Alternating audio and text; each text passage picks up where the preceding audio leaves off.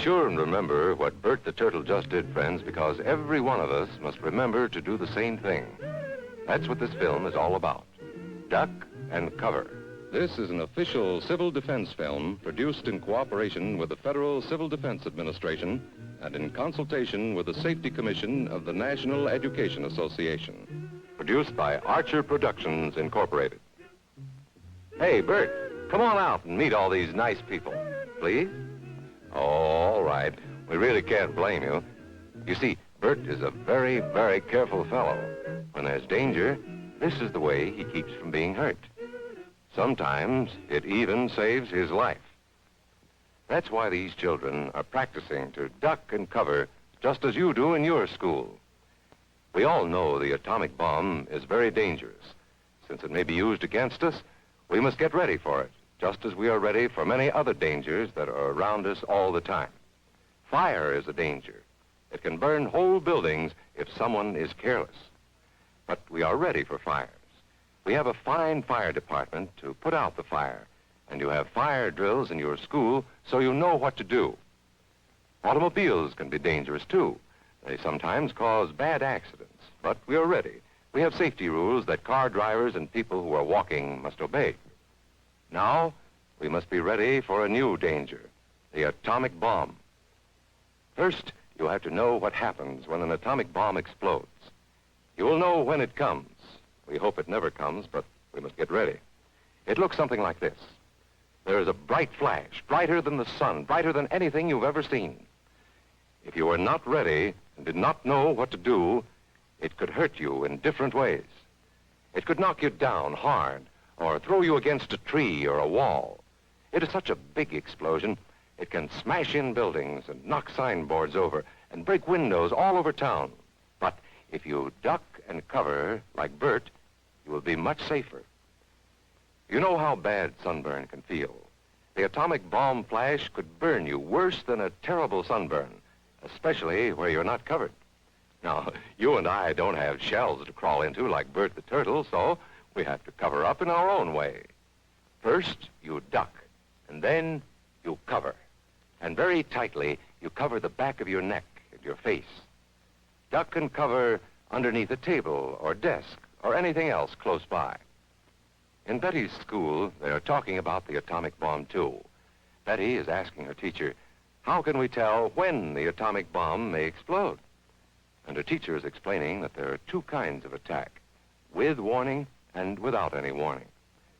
We think that most of the time we will be warned before the bomb explodes, so there will be time for us to get into our homes, schools, or some other safe place. Our civil defense workers and our men in uniform will do everything they can to warn us before enemy planes can bring a bomb near us. You may be in your schoolyard playing when the signal comes. That signal means to stop whatever you are doing and get to the nearest safe place fast. Always remember, the flash of an atomic bomb can come at any time, no matter where you may be. You might be out playing at home when the warning comes. Then be sure to get into the house fast, where your parents have fixed a safe place for you to go. If you are not close to home when you hear the warning, go to the nearest safe cover. Know where you are to go, or ask an older person to help you. You know the places marked with the S sign? They're safe places to go when you hear the alarm. If there is a warning, you will hear it before the bomb explodes. But sometimes, and this is very, very important, sometimes the bomb might explode without any warning. Then the first thing we would know about it would be the flash. And that means duck and cover fast, wherever you are. There's no time to look around or wait. Be like Bert. When there is a flash, duck and cover, and do it fast. Here are some older boys showing what to do if the flash comes when you are not in the classroom. This is what to do if you should be in a corridor. You duck and cover tight against the wall this way. Remember to keep your face and the back of your neck covered tightly. Try to fall away from windows or doors with glass in them. Then, if the glass breaks and flies through the air, it won't cut you. You might be eating your lunch when the flash comes. duck and cover under the table. Then, if the explosion makes anything in the room fall down, it can't fall on you. Getting ready means we will all have to be able to take care of ourselves. The bomb might explode when there are no grown-ups near. Paul and Patty know this, and they're always ready to take care of themselves. Here they are on their way to school on a beautiful spring day. But no matter where they go or what they do, they always try to remember what to do if the atom bomb explodes right then. It's a bomb. Duck and cover. Paul and Patty know what to do. Paul covered the back of his head so that he wouldn't be burned, and Patty covered herself with the coat she was carrying. They knew how to duck and cover. They acted right away when the flash came. If they had been at this doorway when the bomb flashed, Paul and Patty would have ducked and covered this way, like this girl. Heavy doorways are a good place to duck and cover. She will be safer, too. Here's Tony going to his Cub Scout meeting. Tony knows the bomb can explode any time of the year, day or night. He is ready for it. Duck and cover. Attaboy, Tony. That flash means act fast. Tony knows that it helps to get to any kind of cover. This wall was close by, so that's where he ducked and covered. Tony knew what to do. Notice how he keeps from moving or from getting up and running? He stays down until he is sure the danger is over. The man helping Tony is a civil defense worker. His job is to help protect us when there is danger of the atomic bomb. We must obey the civil defense worker. We must know how to duck and cover in the school bus or in any other bus or streetcar. Duck and cover. Don't wait. Duck away from the windows fast. The glass may break and fly through the air and cut you. Sundays, holidays, vacation time, we must be ready every day, all the time, to do the right thing if the atomic bomb explodes. Duck and cover. This family knows what to do, just as your own family should. They know that even a thin cloth helps protect them. Even a newspaper can save you from a bad burn. But the most important thing of all is to duck and cover yourself, especially where your clothes do not cover you. No matter where we live, in the city or the country, we must be ready all the time for the atomic bomb. Duck and cover. That's the first thing to do, duck and cover. The next important thing to do after that is to stay covered until the danger is over.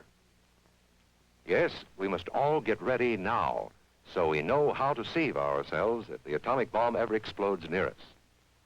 If you do not know just what to do, ask your teacher when this film is over. Discuss what you could do in different places if a bomb explodes. Older people will help us as they always do, but there might not be any grown-ups around when the bomb explodes. Then, you're on your own. Remember what to do, friends. Now tell me right out loud.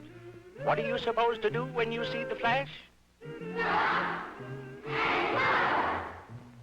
Duck and cover. Duck and cover. Duck and cover.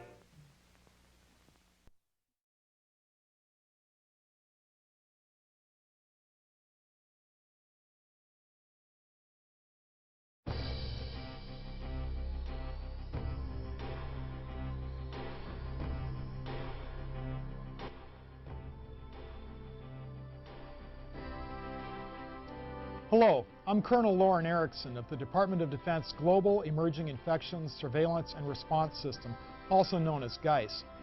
Our mission is to detect, monitor, and respond to infectious diseases that threaten our military personnel and their families.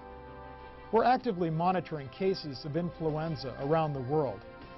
By now, most of you have heard about avian influenza or bird flu, and that it might be the source of the next influenza pandemic. Pandemic flu is actually a term for a new flu virus that is very contagious among people and can spread quickly, causing large outbreaks around the world. Many scientists agree that an influenza pandemic is likely to occur in the foreseeable future. This video will describe how an influenza pandemic could affect you and help you with your preparations. Let's begin by explaining the differences between seasonal, pandemic, and avian flu. The seasonal flu is what we commonly refer to as the flu. It is called seasonal flu because more people typically get sick during the winter months. There are many strains of seasonal flu. They all cause a respiratory illness that can be spread to other people by coughing, sneezing, and touching contaminated surfaces. Many people, especially the very young and old, do get sick, and 36,000 people die each year from seasonal flu. But most people who get sick fully recover. Getting a flu shot or flu mist each year is your best protection against seasonal flu. A pandemic flu is a much more devastating event than an outbreak of the seasonal flu.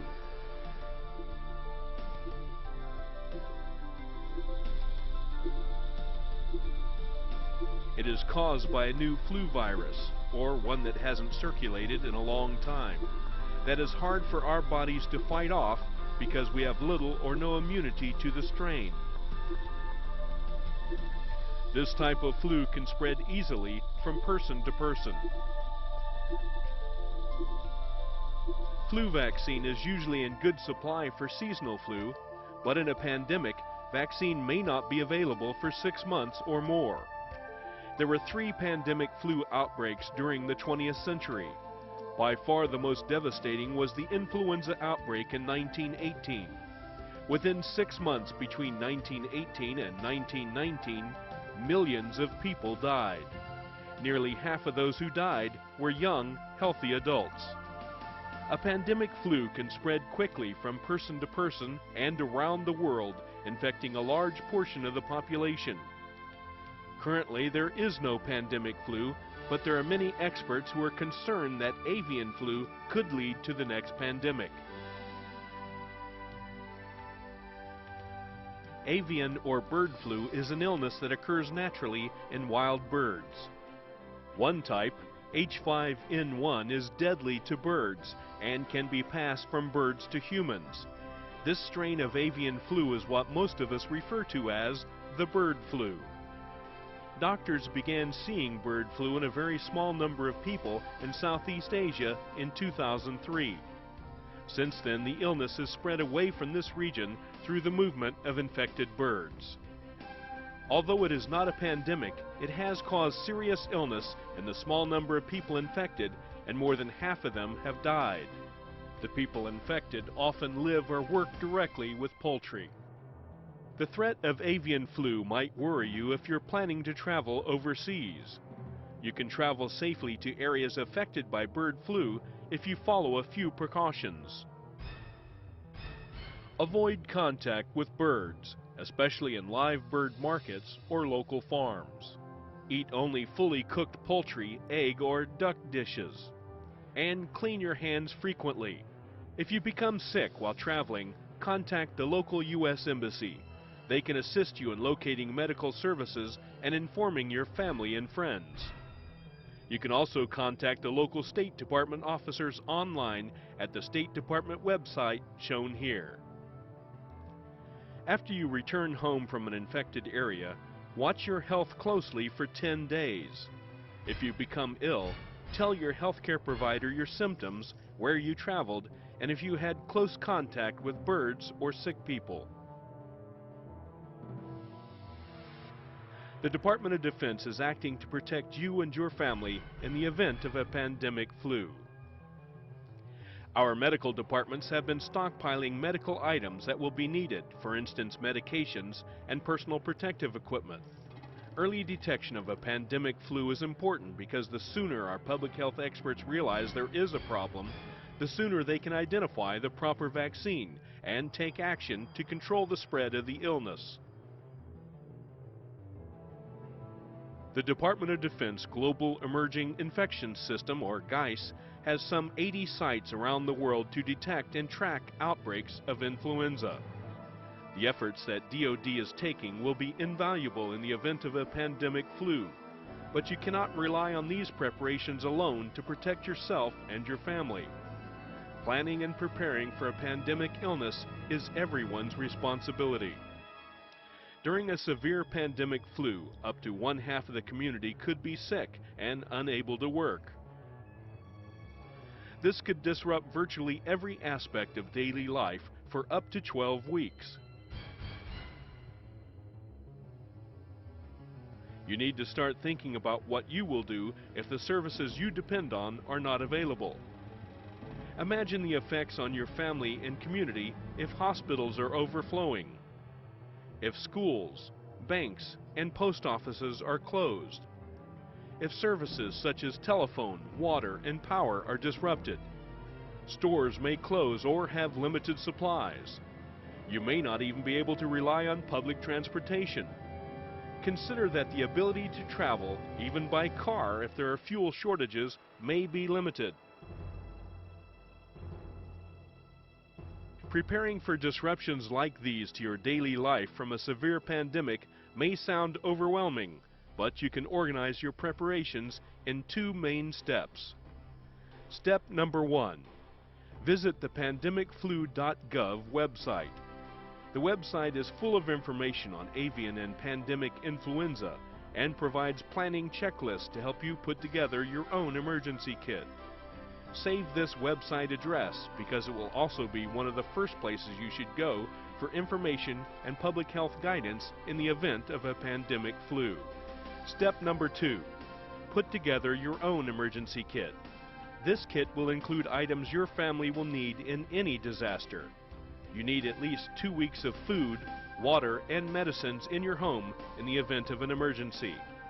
You should also have a flashlight, batteries, and radio. These items need to be stored together, and everyone in your home needs to know where to find them. It is also important that your kit include personal and medical information.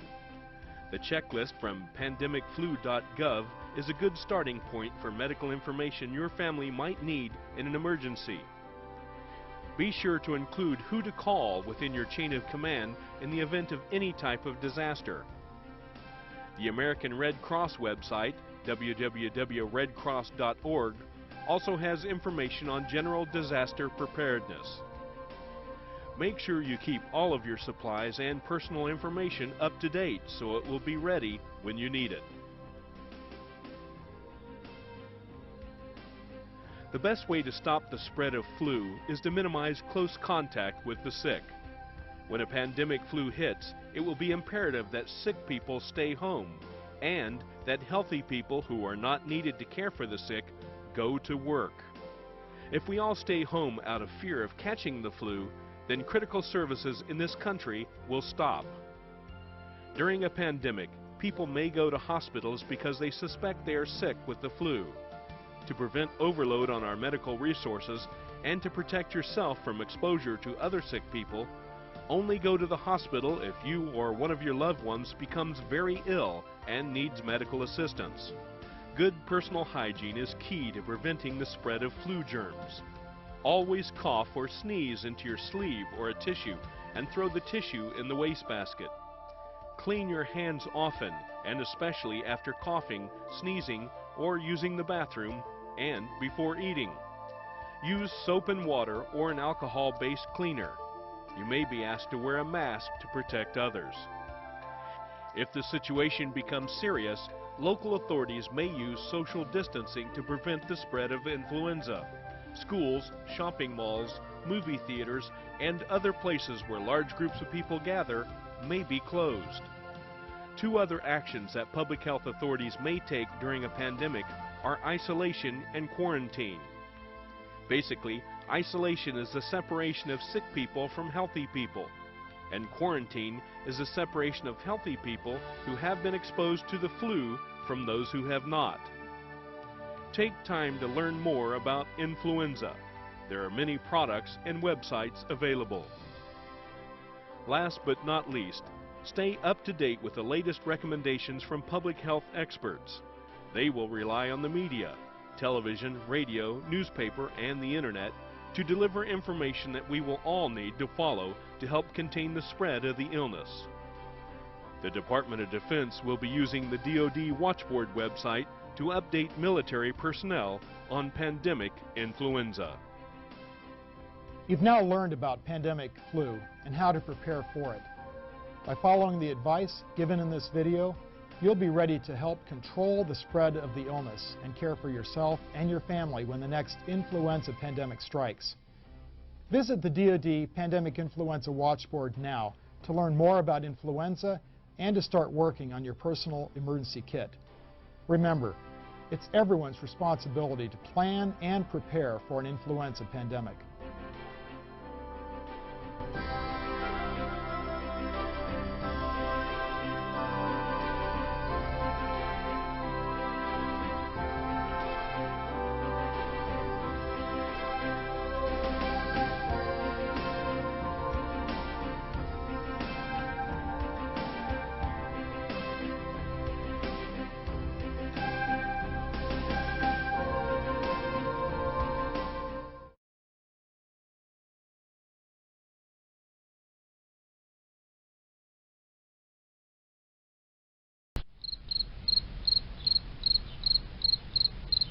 Hi everybody, thank you for joining me. I'm sure this goes on a lot more than what we are being told.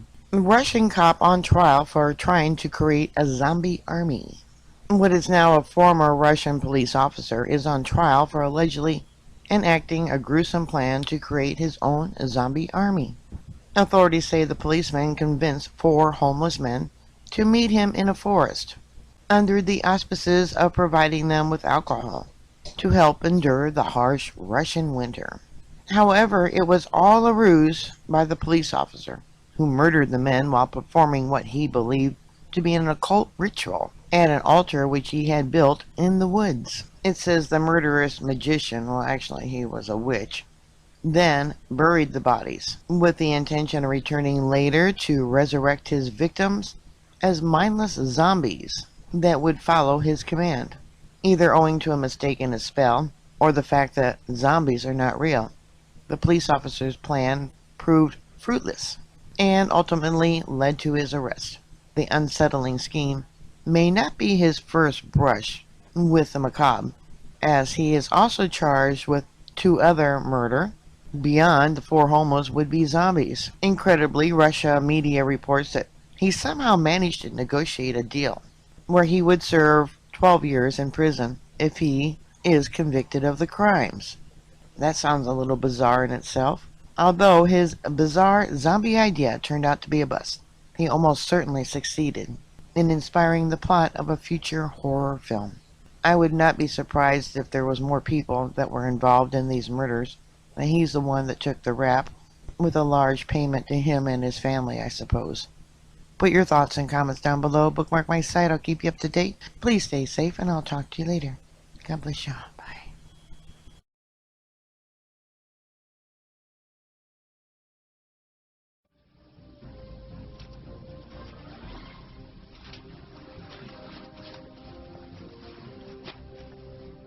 Let's take a look at that.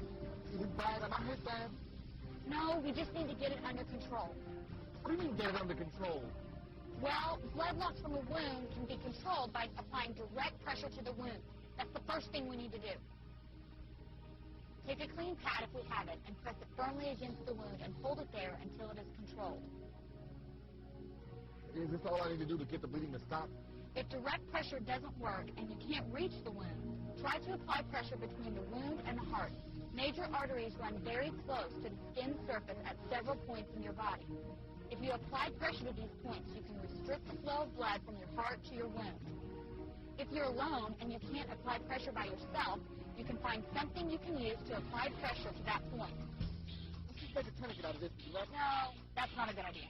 You should only use a tourniquet if you've applied pressure at the artery and the wound, and neither has stopped the bleeding. A tourniquet should only be used as a last resort. Every movie I've ever seen, the injured people get tourniquets. This isn't a movie. The reason a tourniquet isn't good is that you may stop the bleeding, but you may also lose a limb. If you don't get rescued right away, that tourniquet is going to restrict flow of blood to your entire limb. And without blood flow to the limb, it will be starved of oxygen. The bottom line is this. If you leave a tourniquet on, you can lose the limb. And if you release the tourniquet, that rush of blood into your limb may reduce your blood pressure enough to send you into a deep shock, the kind of shock you can't take care of yourself. But I think you're going to be fine. It's not that bad. How do you know so much about first aid? Actually, I don't know much about first aid.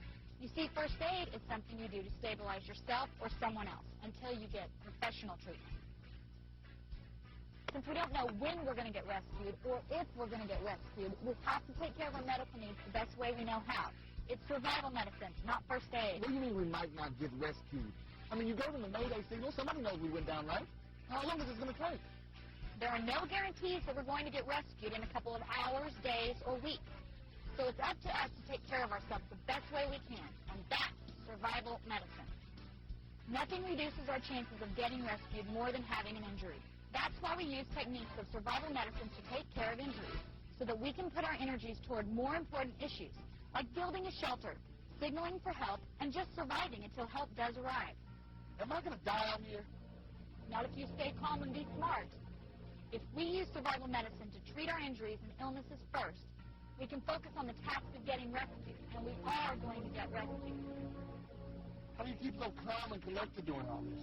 I'm trained on all the current treatment methods of survival medicine. I know what it takes to get rescued.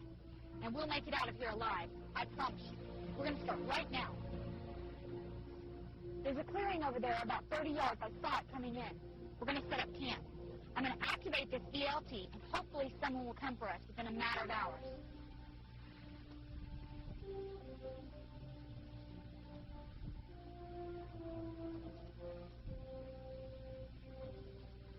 Hold it. Are you okay? You didn't hurt your foot when we landed, did you? Nah, just a few blisters I got running around the lake this weekend. And these shoes aren't helping. In a survival situation, it's important that we take care of something like that right away. Let's take a look at those blisters. Blisters can cause you a lot of grief if you don't take care of them right away. If you feel your sock or shoe rubbing, you need to stop and take care of that problem immediately. Hand me that stick so I can pop this thing open. Oh, no. No way. You don't want to drain the fluid. You see, your body creates blisters as a protective reaction over an injury. For this reason, you need to leave the blisters intact. We'll just protect them with a clean bandage. You definitely want to take care of your feet. You want to make sure that you keep them dry, even if that means stopping what you're doing and airing them out every now and then.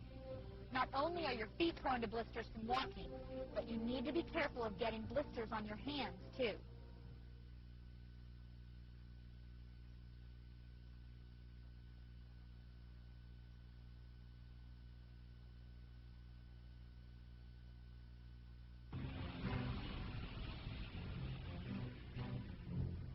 If you don't stop looking at the sun, you're going to go sunblind. I'm okay. I'm not looking at the sun. I'm just looking for a rescue plane. You may not realize it now, but sunblindness can sneak up on you. You can make it through the day without any trouble, only to be struck with burning, watery eyes, poor vision, and a headache as soon as the sun goes down. When you feel these symptoms, it's too late. You can expect an entire day of painful eyes, or even blindness. And then all you can do to protect your eyes from further exposure is to lightly bandage them or stay in your shelter with your eyes shut. You could probably put something cold on them and make them feel better. But my point is, sun blindness will ruin your day. You need all of your senses to get rescued. Otherwise, you're going to sell yourself short. If you're squinting right now, you need to stop looking at the sun. Well, what happens when it's super bright out here and we don't have any sunglasses? You take a piece of heavy cloth, thin bark, or even a bit of aluminum foil. You just cut or tear a piece about 1.5 inches wide by 6 inches long and out. Out of that, you cut narrow, horizontal slits, so they will be centered over each eye. Then you tie the strip over your eyes like a mask.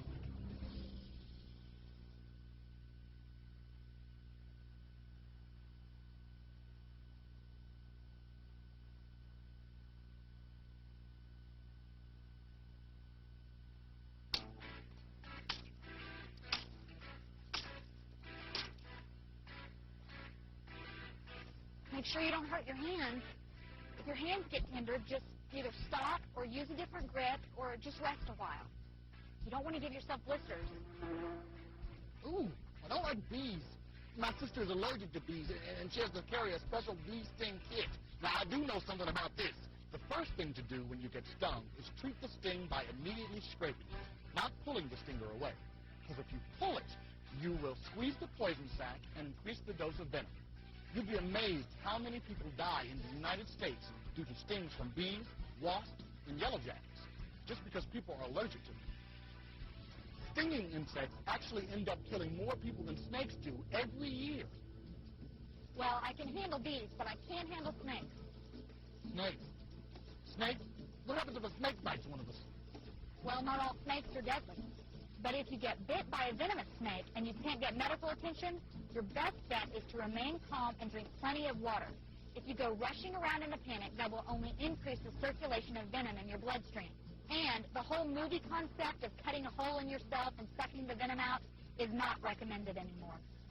Tourniquets are not recommended anymore. But we don't have to worry about that because no one's going to get bit by a snake.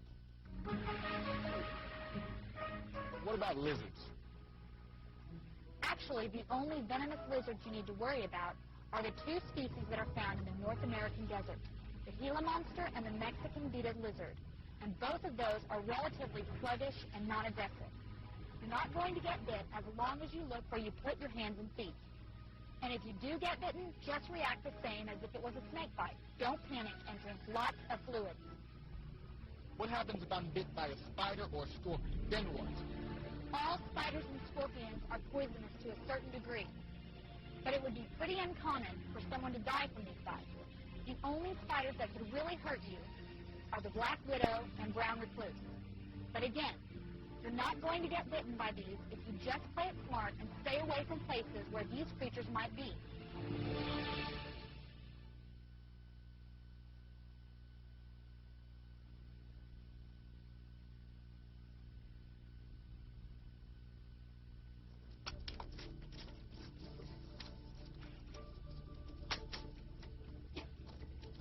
Please pick that up. We need to keep ourselves and the camp area clean and neat. Are you crazy? It's just a stick. Are you some kind of neat freak or something? It may sound crazy, but it's true.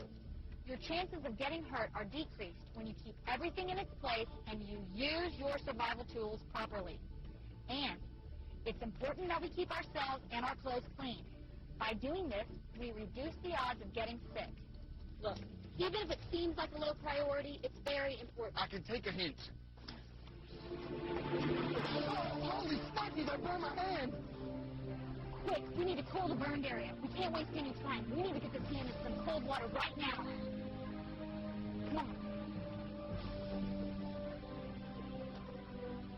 We need to get that hand in some cold water so we can chill the injury before there's any more damage. If we don't get the temperature of your burn back to normal, the residual heat from your burn will damage even more tissue. Man, I really messed up. Burns are serious, especially out here. With anything more than a simple first-degree burn, where the skin is mostly written, dehydration and infection are likely to occur and in that order. Pain and trauma to the circulatory system near the burn can cause shock. Dehydration is caused by the loss of body fluids in the burned area, meaning you will have to increase your water intake. The loss of skin, along with having favorable conditions for bacteria, pose a high threat for infection. What happens if it gets infected? Infection is almost uncontrollable in survival situations, but it takes a day or so for the infection to set in. Oh, no. Here, let's take a look. Is it bad?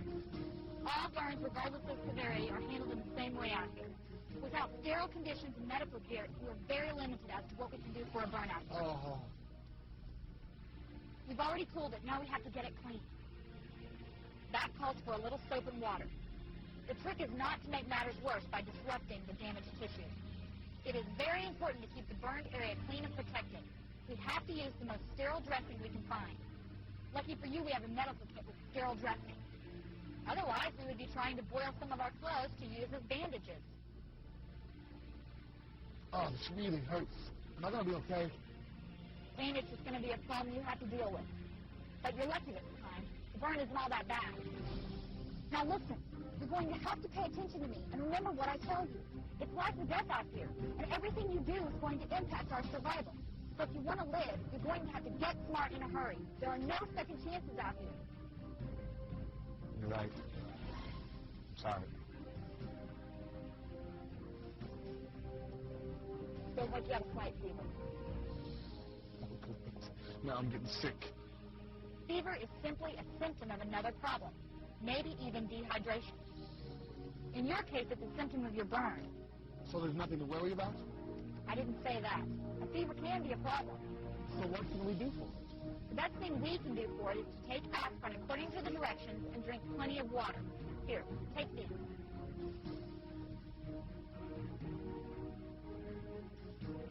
This should help ease your pain and control the swelling. Don't worry, you're going to be all right.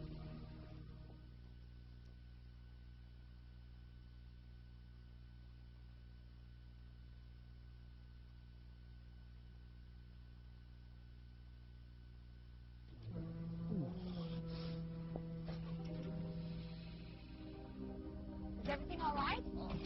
I just don't feel so good. I don't remember what I ate, but it's not agreeing with me very well. Could you excuse me just a minute?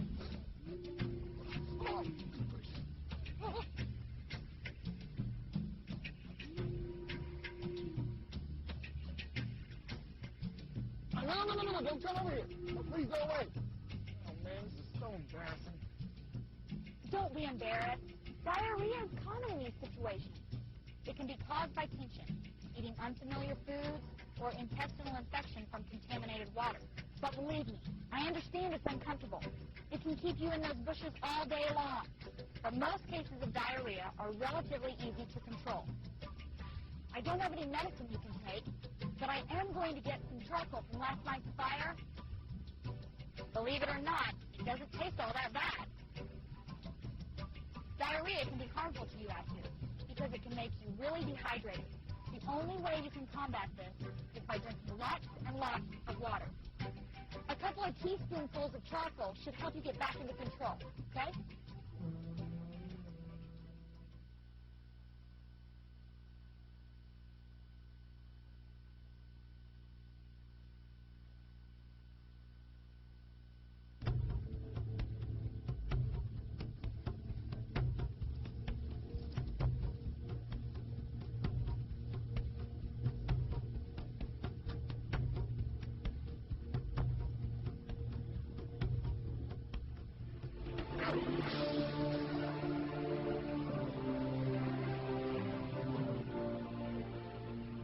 I think I broke my arm. Are you sure? No, I'm not sure. It might be a sprain or a strain, or I might have dislocated it. Well, what's the difference? It really doesn't matter what the difference is, because the results are the same out here. They all cause pain and swelling, and they make you not want to move it or use it. Well, maybe I could help set the bones off. Hold on. No way! First of all, we don't even know what I've done to my arm. And second of all, if it is broken, you should never try to set a fracture or reduce the dislocation. That is a job for a professional. We just need to immobilize this injury and reduce the pain I'm feeling right now. And try not to do any more damage than what's already been done. Okay. So what do you want me to do? I'm going to need you to take your belt off. Huh? Your belt. We're going to use your belt to make a sling. Hand, arm, and shoulder injuries can be immobilized sufficiently with a simple sling. You can use belts, ropes, pieces of clothing, anything that you can use to form a loop around your neck that will support the damaged arm. With a little patience, you can make a sling with one hand.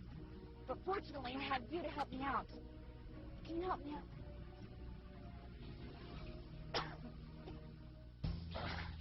Are you going to be okay? We just lost some of our survival equipment. No, we didn't. We left all our survival gear back at the campsite. What are you talking about? I'm talking about my arm. Injuries like this are just like losing a piece of survival equipment, because it's going to be hard for me to light a fire and help with rescue efforts with the use of only one arm. Man, what would have happened if one of us had broken our leg? If I'd broken my leg, we'd be in big trouble right now. We would have to figure out a way to make a splint. Splints are great for protecting structural injuries. Splints can be made from small poles, tree limbs, cardboard, or any semi-rigid object that you can find. You can even use an uninjured leg as a temporary splint. But you're not going anywhere if you do that. So I could go over there, get a couple of limbs, and put them together, and that would be a splint? No, you need to put more work into it than that. You would want to put a little padding in the splint to prevent painful pressure or abrasion. You can use cloth strips, tape, but don't try using any cord or twine, because you might end up restricting your circulation. You just want to tie the splint in place with plenty of snug knots. If you have any cuts or wounds, you need to make sure that they are treated before applying the splint. So what's the point of a splint anyway? Splinting is to immobilize the joint above and below the injury. And if that's not possible, a splint should just prevent any movement in the injured area. And if you've hurt your foot or ankle, be sure to keep your shoes on for support.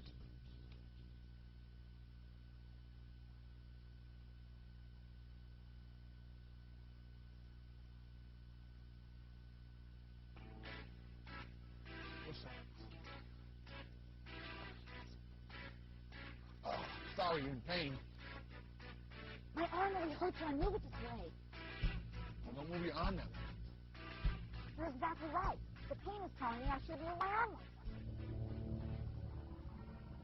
Pain is our body's way of reminding us that we need to rest a certain part of our body.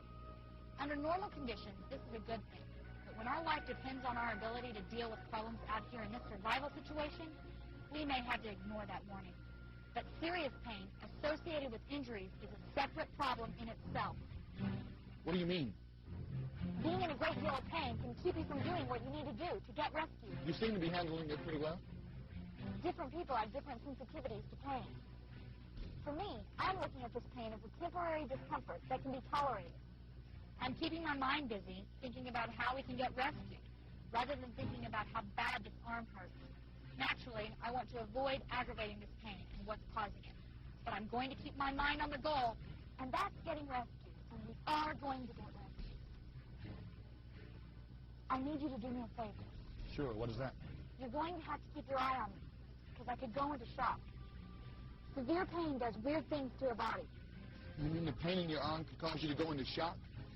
Many things can cause a person to go into shock. Bleeding, severe pain, burns, allergies, infection, and even psychological trauma caused by seeing yourself or someone else injured.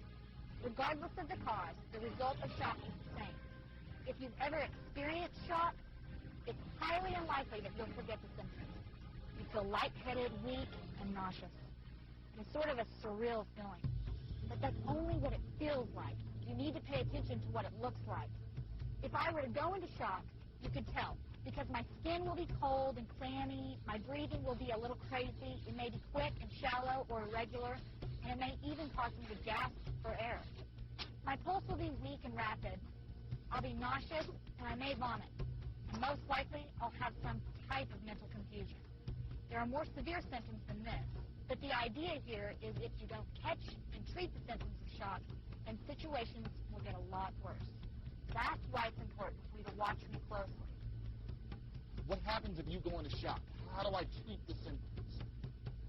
The standard way of treating shock is to control bleeding, if there is any.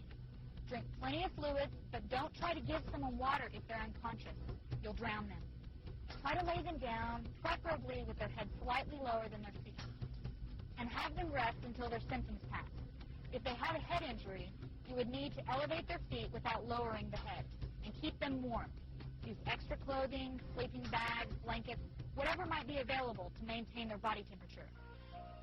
Look, I don't want you to go into shock, because I don't think I can do this without you.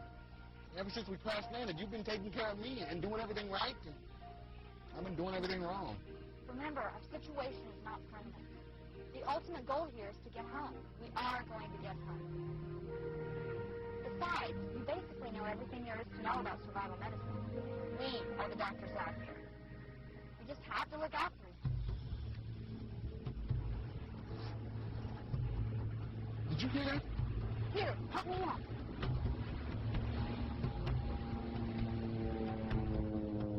Quick, get the fire back.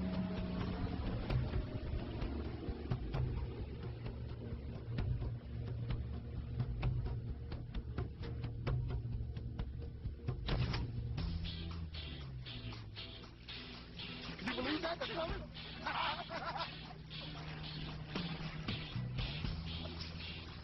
I told you we could. Yeah. Wait. Yeah, oh yeah.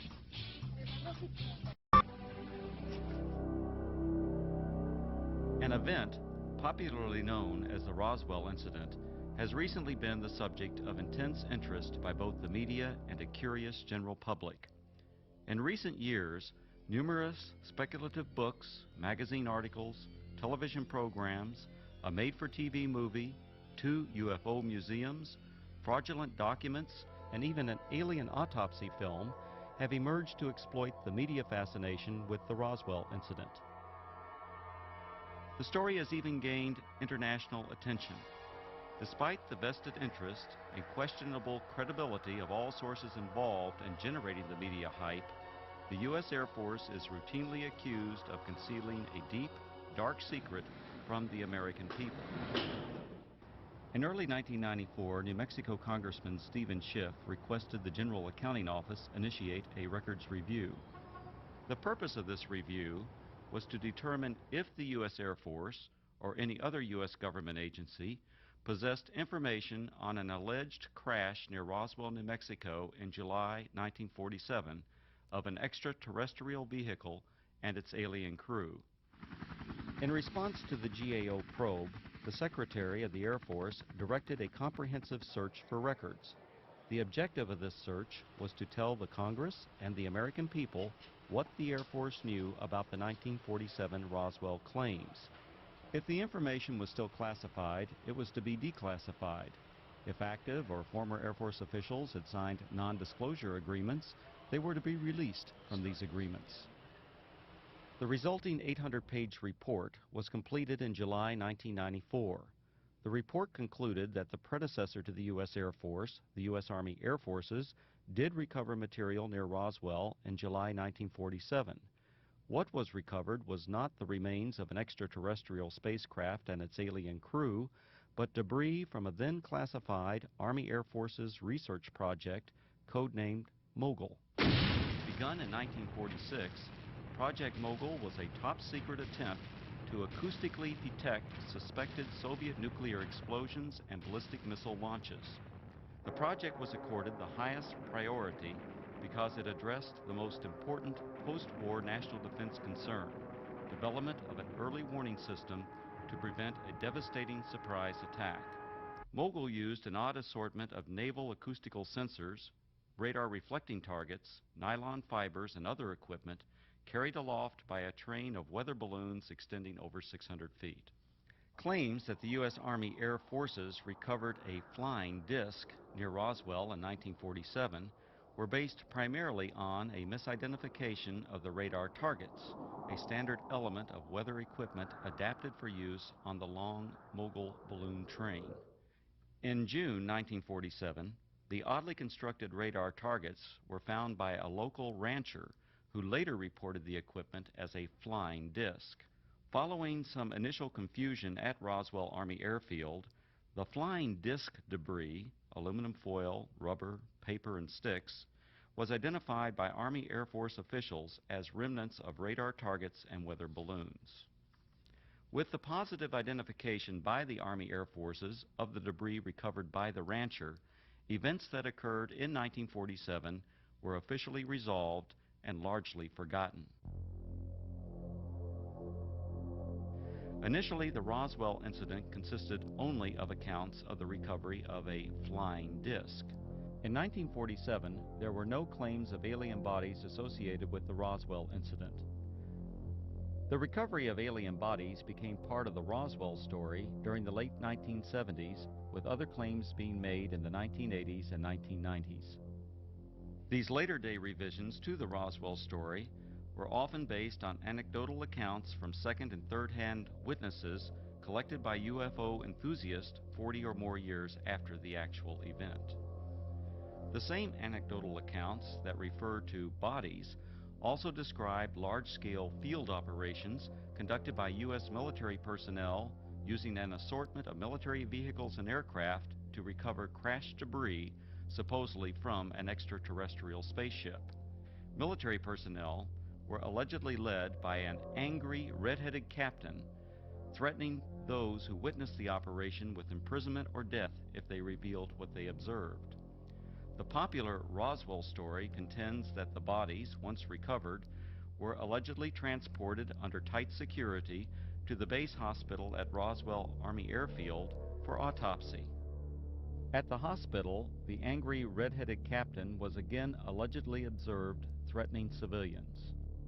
Following the purported autopsies, the alien bodies were supposedly transported to Wright Field, Ohio, now Wright-Patterson Air Force Base, for further processing and storage. This summarizes the Roswell incident scenario as presented by UFO enthusiasts. On the surface, this explanation may appear plausible to some. However, things are not always as they appear. The reports of bodies were only briefly discussed in the 1994 Air Force report because the search for records from 1947, the year of the alleged incident, did not yield any data to support a 1947 claim of alien bodies. However, following the release of the 1994 report, additional research uncovered information which explains some of the claims of alien bodies associated with the Roswell incident. From the additional research, a second report was written which critically examined the anecdotal claims and descriptions of flying saucers, aliens, and reports of unusual Air Force activities in the New Mexico desert. This in-depth examination revealed that many of these claims were reasonably accurate descriptions of Air Force activities. Some of the claims that refer to bodies are most likely misperceptions by uninformed persons of unclassified and widely publicized Air Force scientific achievements of the 1950s. However, other descriptions of bodies appear to be exploitation of Air Force members killed or injured in the line of duty. The following are the 5 main conclusions contained in the second report. Research reveals that actual U.S. military operations, widely separated by time, geographical location, and purpose, have been misinterpreted or deliberately misrepresented. These misrepresentations collectively created what is known as the Roswell incident. UFO proponents failed to establish accurate dates of reported eyewitness accounts, in some instances by more than a decade. In addition, they erroneously linked all these accounts to the actual 1947 recovery of Project Mogul equipment. Eventually, these misrepresentations transformed a series of verifiable Air Force activities into what some have described as the extraterrestrial event of the millennium.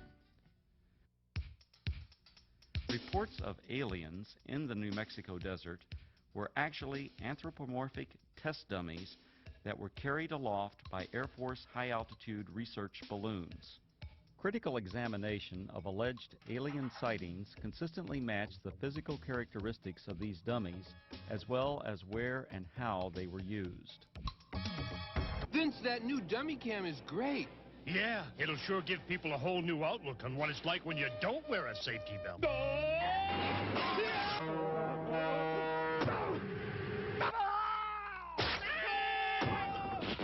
I think they'll get the picture. You could learn a lot from a dummy. Buckle your safety belt. Anthropomorphic dummies, also known as crash test dummies, are today easily identifiable and are even stars of their own successful auto safety advertising campaign. However, during the 1950s, public awareness was still decades away for these important scientific tools. From 1953 to 1959, anthropomorphic dummies were used by the U.S. Air Force Aeromedical Laboratory and projects High Dive and Excelsior. The project's main objective was to study methods for returning a pilot or astronaut safely to Earth by parachute if forced to eject at extremely high altitudes. For these tests, dummies were transported up to 98,000 feet by high-altitude balloons.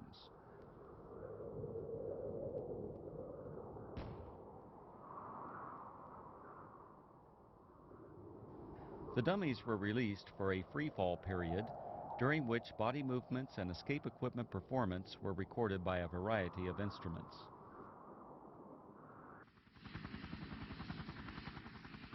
Many of the dummies landed outside the confines of military reservations and were regularly observed by local civilians. Following a series of dummy tests, a human subject, Air Force test pilot Captain Joseph W. Kittinger, Jr., now a retired colonel, made 3 bailouts from high-altitude balloons. These and other aeromedical projects that used both dummies and human test subjects were unclassified and widely publicized in the press and other media. In 1956, 20th Century Fox released On the Threshold of Space, a feature-length motion picture based on these projects and filmed on location at Holloman Air Force Base. Air Force personnel, aircraft, high-altitude balloons, and other equipment, including the actual anthropomorphic dummies, were used in the making of this film. The eyewitness reports of military units that always seemed to arrive shortly after the alleged crash of a flying saucer were actually accurate descriptions of Air Force personnel engaged in high-altitude balloon and anthropomorphic dummy recovery operations. Since 1947, Air Force atmospheric research organizations at Holloman Air Force Base, New Mexico, have launched and recovered approximately 2,500 high-altitude balloons, many in the same areas of New Mexico where the Roswell incident allegedly occurred. Additionally, the equipment, vehicles, and procedures used by the Holloman Air Force Base Balloon Branch, the unit that conducted most of the launches, are the same as that described by the reputed witnesses who claimed they saw the recovery of the flying saucer and alien crew. These huge Air Force high-altitude balloons, launched by the Holloman Balloon Branch, carried aloft a wide range of sophisticated and, from most perspectives, odd-looking devices. Much of this equipment was experimental and represented, for that era, the latest in space-age technologies. Payloads ranged from simple radio transmitters to sophisticated satellite components and NASA space probes. In fact, qualification trials for the NASA Voyager Mars and Viking space probes were flown by Air Force high-altitude balloons during the late 1960s and early 1970s. Ironically, these balloons were launched from the former Roswell Army Airfield, site of the originally alleged 1947 incident, and recovered on the White Sands Missile Range over 100 miles to the west.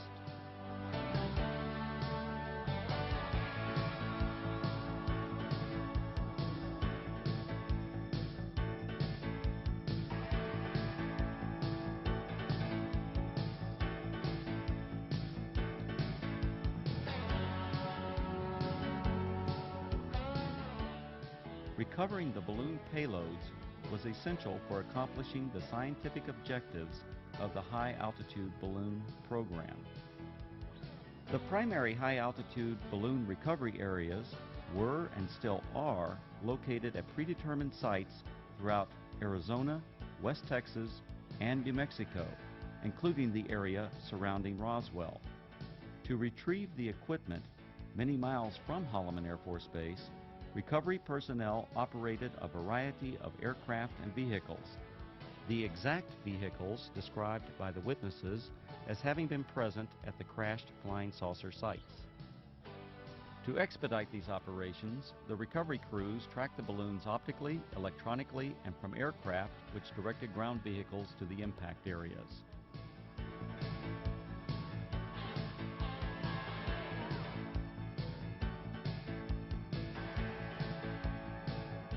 In several of the Roswell accounts, unsubstantiated allegations asserted that military personnel who retrieved equipment from rural areas of New Mexico intimidated and threatened civilians on the scene.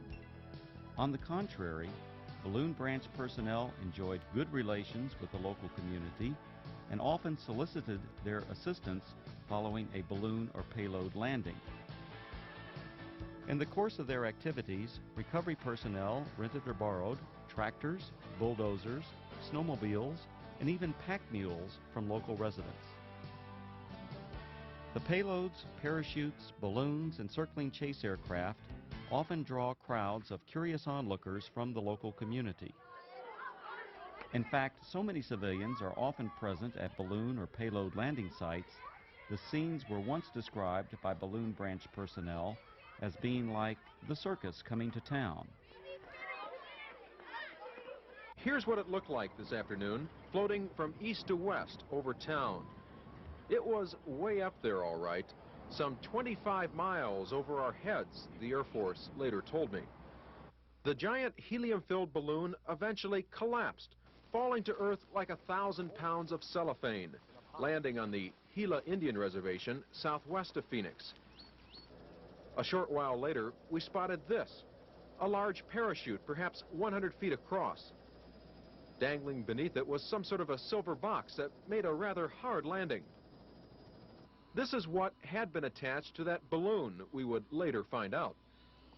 There were no markings on it, no way at all of telling what it was. Then the Air Force pulled up. Excuse me, we don't mean to be too nosy, but about 1 million people in Phoenix are dying to know. What is it? What is it? Yeah. This is a scientific payload that was launched from Holloman Air Force Base in New Mexico. How far are we? About 400 miles? Okay, it went up to approximately 125,000 feet in the air, carried aloft by an 11 million cubic foot balloon. So there you have it, an Air Force experiment to gather information on gases in the upper atmosphere. Thank goodness it was one of ours. Len Clements, News Center 10. In addition to high-altitude balloons, the Holloman Balloon Branch also launched low-altitude tethered balloons. These tethered balloons may have inspired at least one account of an alien craft associated with the Roswell incident. In a popular book, the authors present a drawing of a crashed spaceship, allegedly given to them by an anonymous witness. When this drawing is compared to a photograph of an experimental tethered balloon flown at Holloman Air Force Base in March 1965, the similarities are undeniable.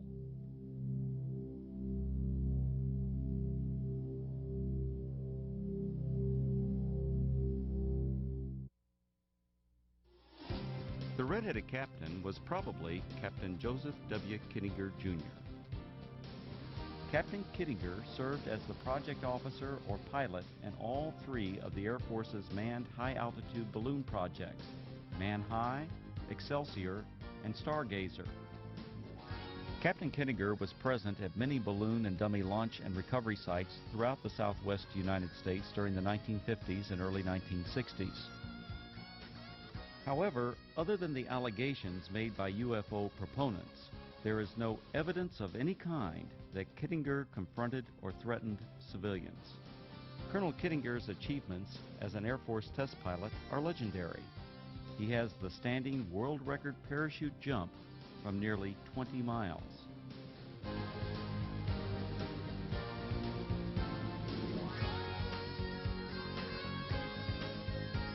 Later he went on to serve 3 combat tours in Southeast Asia and is credited with an aerial victory while engaged in combat over North Vietnam.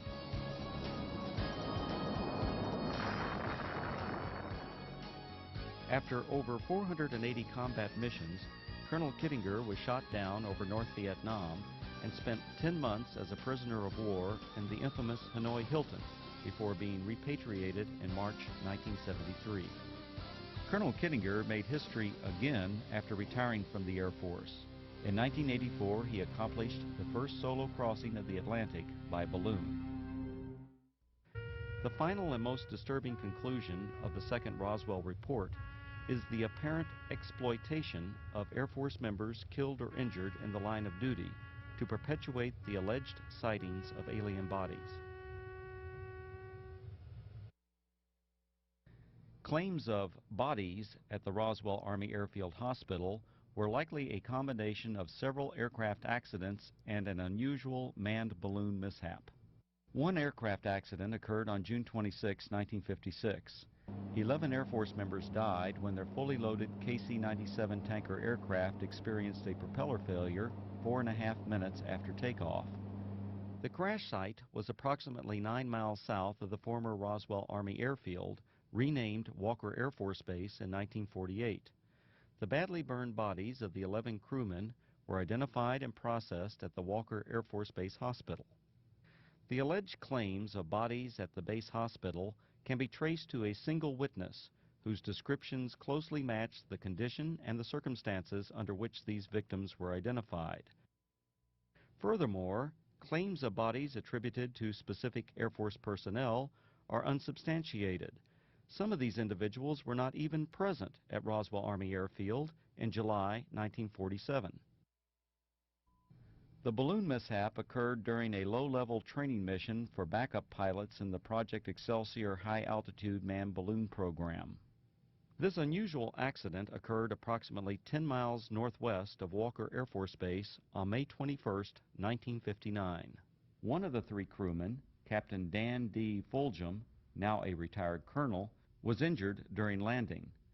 Following the mishap, Captain Fulgham and the other balloon crew members were transported to the Walker Air Force Base Hospital via a chase helicopter that followed the training mission for emergency purposes.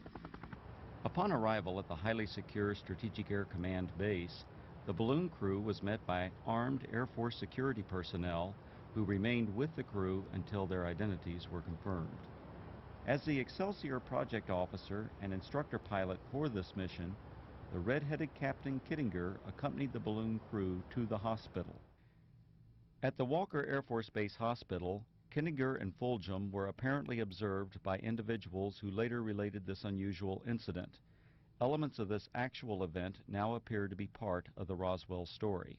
Captain Fulgham was treated for an injury that caused his head to swell beyond its normal size. The injury, described as a traumatic hematoma, was not serious. On a specially arranged flight several days after the accident, Fulgham returned to Wright-Patterson Air Force Base, Ohio, where he made a complete recovery. Fulgham went on to distinguish himself as a test parachutist and physiologist for the space program. He later flew F-4s in Southeast Asia, adding to his combat record as a fighter pilot during the Korean War. When critically examined, the Roswell incident is exposed as a conglomeration of many events, including aircraft accidents, that occurred over several decades. Misidentification of anthropomorphic dummies and experimental balloon-launched devices, combined with Air Force balloon operations portrayed as mysterious flying saucer and alien recovery teams, transformed verifiable events into what is now known as the Roswell incident. The U.S. Air Force and its predecessors have been the unsurpassed innovators in aerospace technology. Legendary Air Force leaders throughout this century have used technological advances to establish the U.S. Air Force as a premier military service.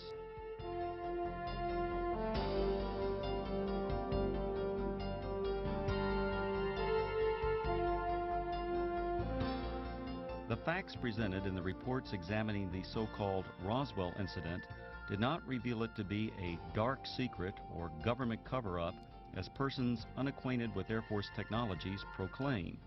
Instead, these studies identified a collection of events that exemplify the technological leadership, dedication to duty, and continuing noble sacrifices of the men and women of the United States Air Force.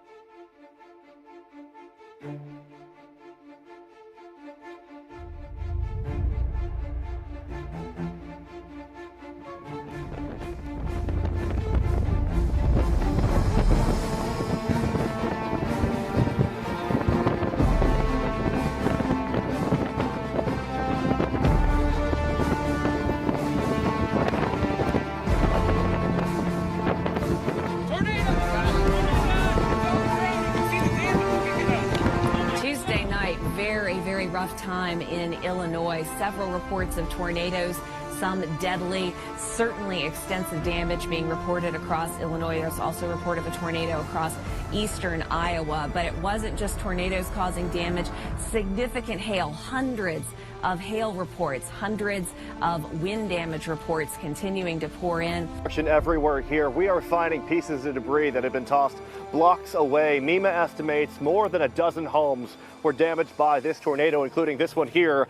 Many people were inside their homes when it hit. A man was in his bedroom. The walls and the roof, they are now gone. He grabbed his mom, ran downstairs. Seconds later, he tells me a tree crashed through the house. Now, it is the same story for several families. The EF1 tornado appeared to travel up one road, hitting homes on either side. And this is what remains of a barn that had antiques inside. The decades-old business is gone, but the home just feet away was untouched as the couple sat inside.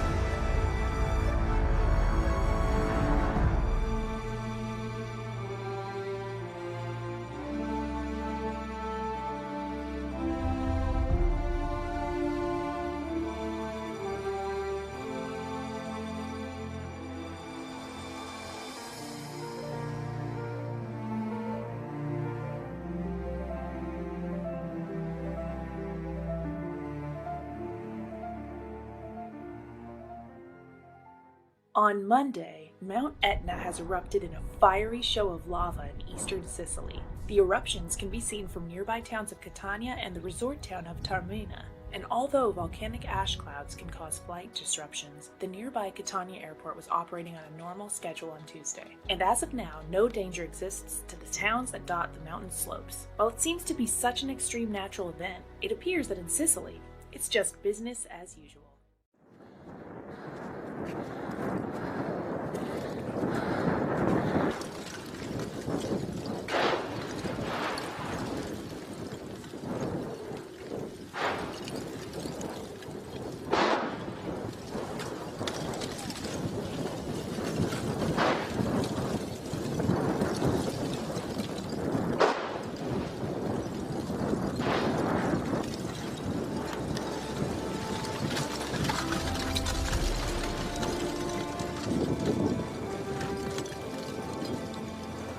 Covering new details on what may have killed several sharks that have washed up on our beaches. 10 News reporter Bree Stephan is live. And Bree, you've been talking to experts who have two theories now on how they died. That's right, Kim, and those sharks right here on the beach, catching many people walking their dogs here off guard and leaving all of them wondering how they died. I kind of saw an outline and I was like, that looks like a shark. The last thing Charlie thought she'd see at Dog Beach. No, this is very strange. It got stranger as she got closer. And I look over and I see a second one. And I say, wow, there's two of these. Look again, there's a third, and then I end up seeing a fourth. 4 leopard sharks dead on the beach. She couldn't believe it and took these pictures. Yeah, very shocking, very surprising. Birch Aquarium says it's not the first time sharks have washed up in this area after a big storm. While they can't pinpoint the exact cause of death yet, they say it's likely because of pollution or the sudden rush of fresh water from the rain that causes oxygen concentrations in the water to drop, basically suffocating the sharks. Charlie says neither reason is comforting. As a surfer, I want to know if it's the pollution. And what's sad is that the leopard sharks are super friendly. They're really nice. They won't hurt you. She was also shocked by the trash that washed up with the sharks and hopes her pictures remind everyone to take care of the ocean and the creatures in it.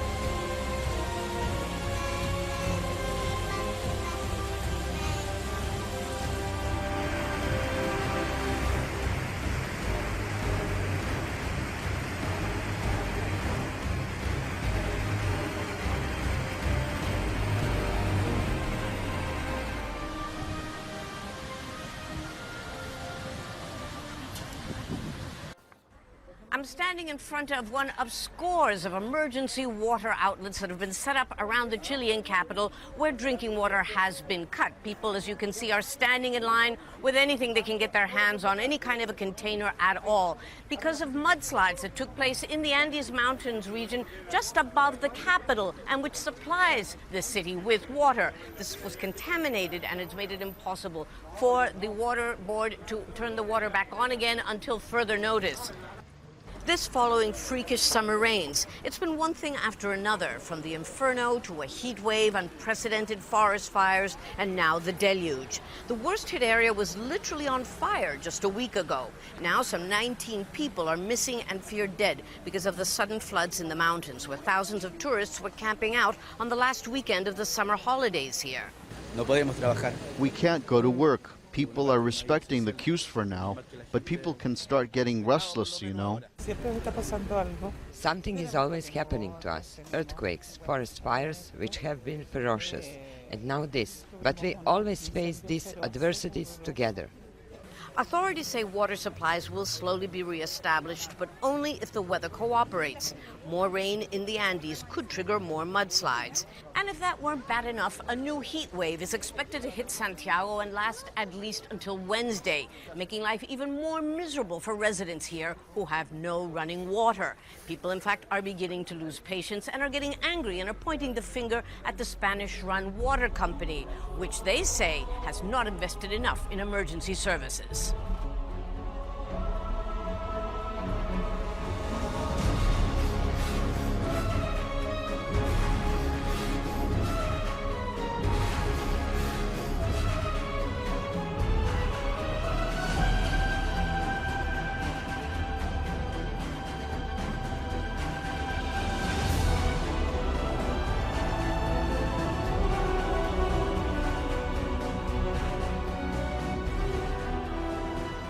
In just under 6 months, there will be a partial solar eclipse in the tri-state and a total solar eclipse just to our south and southwest.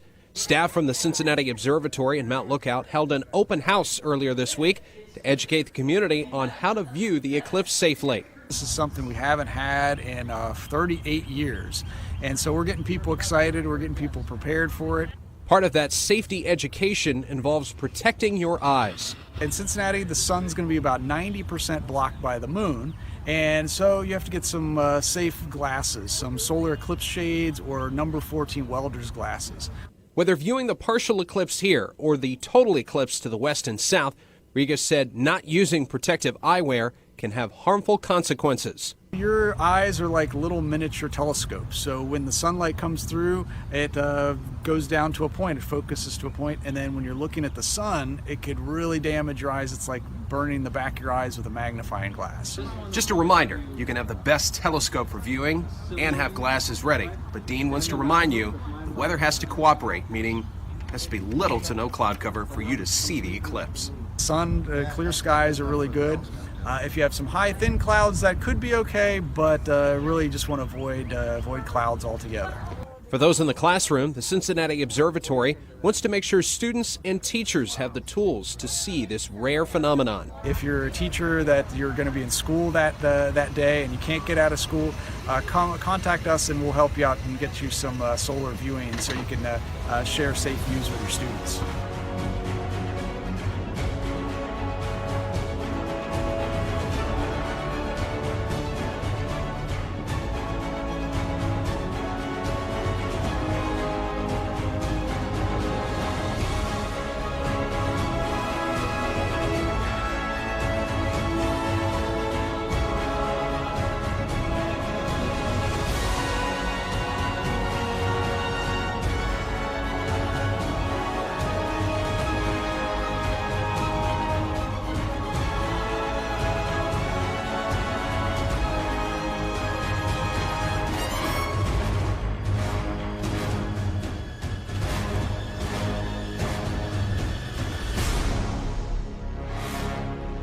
We're following the latest developments today on a wave of new threats against Jewish community centers across the country. There have been over a dozen so far today. The FBI is helping local police departments to investigate. Many centers had to be evacuated earlier today. And Jewish graves have also been vandalized. Some have been cleared, but others have caused major panic. Tony DeCopel has been following the latest and joins us now for more. Tony, what can you tell us about this latest wave of threats? Well, the count today is up to about 16, and this is wave 5. For those of you keeping track at home, we're looking at about 70 calls, threats since the beginning of 2017. And the range is extraordinary here. It's the Deep South, it's the eastern part of the U.S., it's the center part of the U.S., it's the West. It's really all over the country. And the calls come in a variety of forms. Some are robocalls, kind of like what you would get from a campaign. Right. And others are actual human beings, men, women. Some sound like old people, some sound like young people. All kinds of variety. None have actually been real threats with bombs that went off. Okay. So they are bomb threats, but it's just been a threat at this point. Have they been able to tie any of them together? No, but law enforcement who've looked at this independently say it may actually be beneficial in terms of solving the case. The spread could help because you've got lots of points of contact. And in fact, at these JCCs, these Jewish community centers, there have been conference calls and trainings now to help people prepare for these waves of calls and to actually turn them into investigators. So the person who takes the call will try to keep the caller on the line, right, try to ask for specifics, note any regionalisms, any weird phrases, anything that could help investigators narrow the range of possible callers, go into particular neighborhoods, say, oh, that sounds like a Mississippi accent, that kind of thing. Now, we saw the grave site in St. Louis that was vandalized, and then there was one in Philadelphia over the weekend. Do they feel that those may be tied to these threats as well? Well, and don't forget Fort Wayne, Indiana. Right. I mean, there is a disturbing pattern, according to the Anti-Defamation League and also the Southern Poverty Law Center. They've seen an uptick in anti-Semitism throughout 2016 and now cresting with not just threats online or the occasional comment in person, but these real menacing situations. And the scenes that have come out of this, we've got one up here on the board, right, have been really dramatic. I mean, these community centers are not really houses of worship. They are places to gather. They are for kids after school. They are for tutoring. They are for old people to do exercise class. And people of all different faiths. If you know your local Jewish community center, you don't have to be Jewish necessarily to go play at the pickup basketball game there if you want to. Totally. It is an all-purpose rec space. And so when these calls come in, you end up seeing images of very young kids from daycare being pushed outside. You know, there are elderly people climbing out of the pools. It's very frightening. And if the intent here is to menace, the JCC of North America is the first to admit that this has certainly been menacing. But fortunately, so far, it doesn't appear to be terroristic in that nothing has actually exploded. Yeah, I'm sure everybody hopes that remains to be the case, even if the threats do continue. Tony, thank you for the very latest. We appreciate it. Haitian immigrants, thousands of them, fled their country in 2010 after a devastating earthquake. Many moved to Brazil. But an economic crisis there led to their decision to travel more than 8,000 kilometers overland in a desperate attempt to enter the U.S. without documents. 35-year-old Christopher Faustin came with his wife and daughter. He now finds himself among thousands of other Haitians scraping by to earn a living in the Mexican border city of Tijuana. Right now, it is impossible to go to the United States. The new administration there is deporting all people who enter with no papers. It's not worth the risk. It's better for us to stay in Mexico. Many Haitians moved to this Tijuana neighborhood called Scorpion Canyon. Here, housing is scarce and wastewater washes over dirt roads, creating poor sanitary conditions. The Haitian migrants, which some people refer to as refugees, have fled one of the most poor countries in all of Latin America, only to find themselves here in one of the most poverty-stricken zones in northern Mexico. Nicole Ramos is a U.S. attorney based in Tijuana. She says many Haitian immigrants lack information to pursue asylum claims in the U.S. So many of them are not aware that they're going to be immediately detained, some for a few days, some for weeks and several months. So that in itself is a shock to their system because they're thinking, I'm coming here for help, I'm not a criminal, I'm not coming here to do harm. The Haitians we spoke with for this report say they're now planning to seek permanent residency in Tijuana. For them, returning to the extreme poverty in Haiti is no option. I spent so much money to get here. Return to Haiti, for me, that would be very difficult. Now to a trip that's truly out of this world. We're talking to the moon and back. It's not just for astronauts anymore. KPIX5's Kate Kogirin is here with details. Kate? Well, Liz, the man behind Tesla and SpaceX, Elon Musk, plans to send 2 private citizens around the moon and back on their own dime. They will travel deeper into space than any other human has done before. 2, 1, 0. If it works, it will be one giant leap for mankind. Silicon Valley entrepreneur Elon Musk making one more bold promise. His company SpaceX plans to launch 2 unnamed people around the moon and back. The travelers have already paid a deposit for their lunar trip. Ron Hipschman is a senior scientist at the San Francisco Exploratorium. Elon Musk's claims are extremely bold, but on the other hand, he's made bold claims before and he has come through. SpaceX won't say what the week-long journey will cost, but it says it will take the amateur space travelers near the moon's surface and farther out into space before looping back to Earth, a distance of 300,000 to 400,000 miles. They will be aboard the Capsule Crew Dragon, a fully automated spacecraft with no human pilot. The plan set to blast off late next year. Critics say Musk's timeline may be too fast in order to work out all the details. Space flight is very, very dangerous. The vacuum of space is not forgiving. Any little thing that can go wrong can kill you. Space wants to kill you. Musk knows the risks, but says the rewards are worth it. 3 years ago, he sat down with CBS News' Scott Pelley.